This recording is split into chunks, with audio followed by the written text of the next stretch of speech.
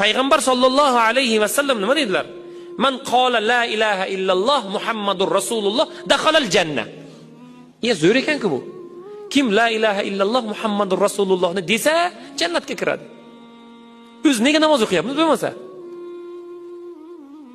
La ilaha illalloh Muhammadur rasulullohni aytsa, vafot etsa, bo'ldi, jannatga kirar ekan.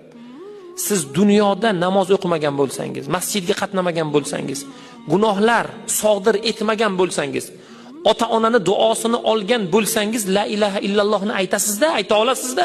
Bo'lmasa tilaylanmaydi. Perivalda bir kishini vafot etganini men juma amr ma'ruflarda aytganman. Avtohalokat bo'lyapti.